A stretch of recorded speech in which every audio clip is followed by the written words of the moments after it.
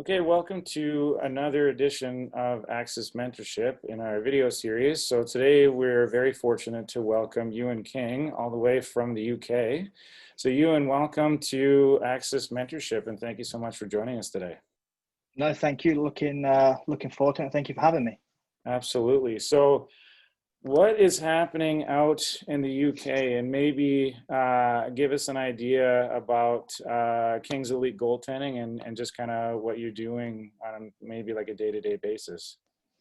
Yeah, so I guess we'll start at the top then. So currently working with a federation to put in like a goalie coaching pathway in the UK because there never has been anything there previously. Okay. Last year we launched the level 1 goalie coach. We got that out to over 100 coaches now last summer Oh, and wow. this summer, which is really, really good. That's awesome. The level 2 is meant to launch this summer, but the pandemic obviously stopped that.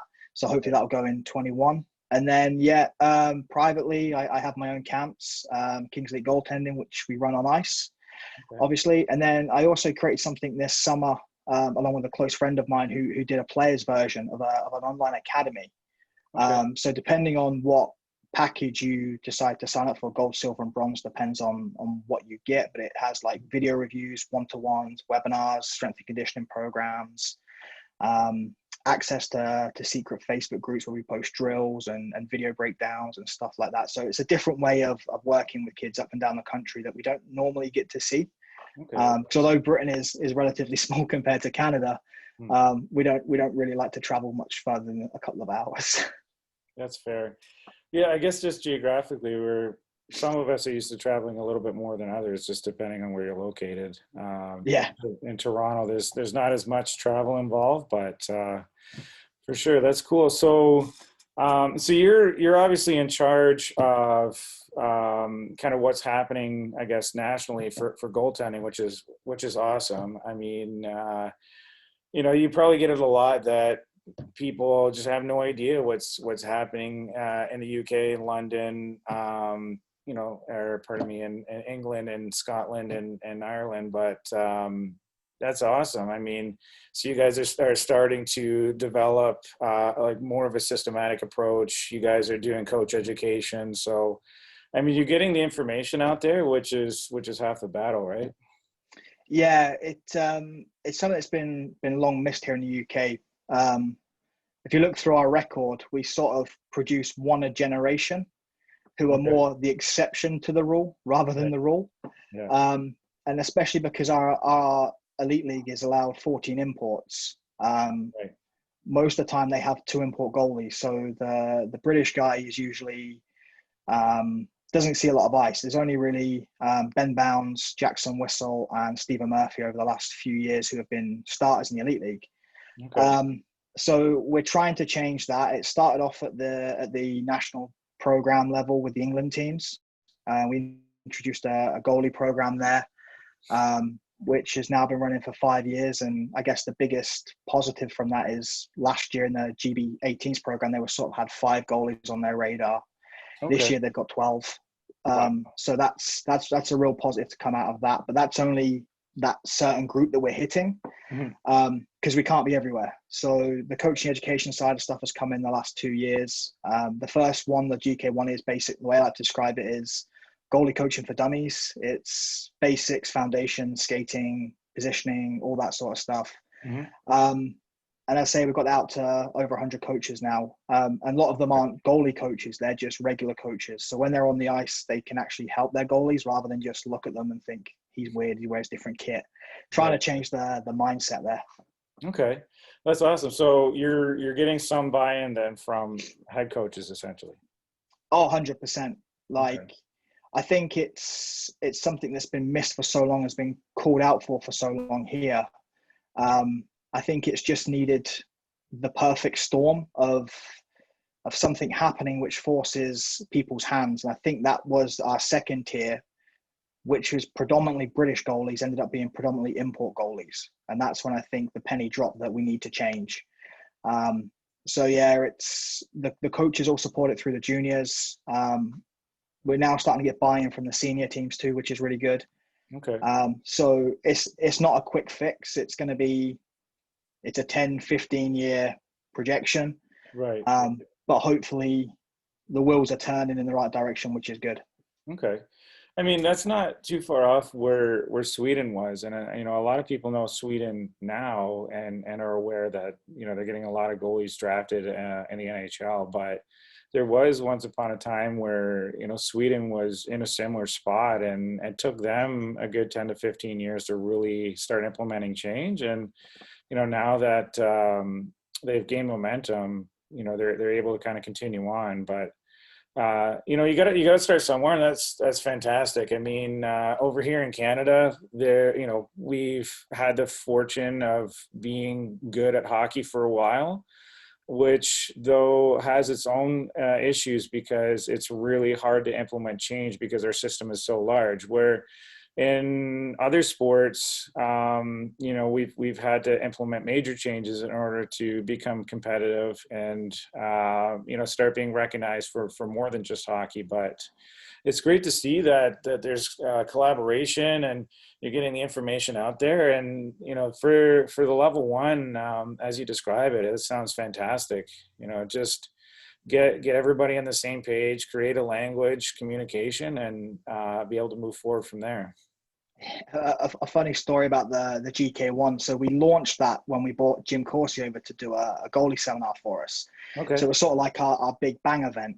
And when we delivered it, Jim was in the room, and he said to me before, like, "What is this?" So I said, "Oh, it's our new level one goalie coach. If you want, we'll send you off," because he was in Cardiff, so you can go and visit the castle. And he's like, "No, I'll sit in here and watch it." And be honest, my heart dropped a little bit. I was like, "Oh no, okay, this could go badly." And we presented it, and at the end, he came and spoke to me, and he said, "Did you write that yourselves?" I said, "Yeah, it's all in house." And I was expecting some critiquing, but he was really, really positive about it, which was probably the best endorsement we could get. So we're very honest. We know we don't know everything. We know that the best way of improving things is to go and speak to people and speak to the right people and ask for support and help. And the biggest thing I've learned within the goalie coaching fraternity is everyone's really approachable.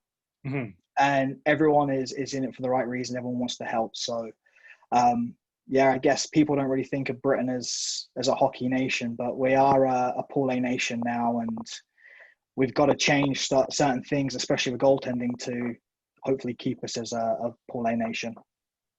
No, absolutely. And then, like, I'll be one to admit that I'm always looking to learn. You know, I had the opportunity to talk with Sarah in Australia, and she's taught me a lot. And I know just kind of having conversations with you and just kind of watching what's going on with Kings Elite online, there's a lot of really good stuff there. So happy that we were able to connect. And so I understand that you've got a drill for us that you're going to walk us through. So looking forward to seeing like what's going on the ice with Kings Elite and out in the UK. That's fine. So I'll show this one here. This is a video with one of, or I can't optimize it for video clip. So I'm not sure how this will work. No problem. Okay, which one are you seeing? I'm seeing there's a goalie kind of crouched over on his glove. Okay, yeah. So this is one of the older goalies that I work with. This is Will. He played for Sheffield Steelers last year in the Elite League. Okay. As well as Great Britain under 20. So he's a really good goalie, good size. But the big thing that I try and do with Kingsley goaltending is I like to work on the reading of the game and understanding situations. Mm-hmm. So this is a drill which the puck will go behind the net into a wraparound play. It's meant to simulate making the save, the rebound going to the corner, and a player coming into the high slot area or into the low slot areas for the lateral play. So what we're trying to get Will to do in this one is quite funny because there was the conversation recently on Network Goaltending about the shuffle versus the T-push. Mm-hmm. And the biggest thing that we was trying to get Will to do here is to, first of all, if I just go back a touch, once he makes that save, to have that head check here to identify where the danger's coming from. So he knows whether he can, or how he can get there and how he can add his depth. Mm-hmm. And the second thing is by using the shuffle, in this situation, it keeps him on his feet for longer rather than sliding, and it allows him to get his angle quicker. And then if he's got time, like on this one, he can slightly add a bit more depth by just that little glide out to cut down the angle a little bit more. Mm-hmm. So it's more working on situations behind the net that work into a post play. Rebounds gone to the corner. Okay, danger in the slot. How am I going to get there? Where are they? Identifying the threat, and then the rebounds afterwards are a complete free for all. Mm-hmm. Because I like to keep it as a free for all, because in a game it's not controlled. Mm-hmm. So they've got to figure out how they're going to battle and compete for the secondary scoring opportunity. There's no control in this. It's literally make the save, because I know that it's been talked about on quite a few different things that we've been. I'll stop sharing this now. Likes of GGR and network and everything like that. It's you gotta let them play, and you've got to let them make the save. Mm-hmm. I don't want the goalies who come to my camps to be like, oh, I only have to play this certain style. I like to try and take their strengths and use it to make them better, rather than trying to change them. Because I think if you try and change them and try and create everybody the same, then it only takes one of them to get figured out, and everybody's figured out. So that's sort of one drill that I do with these.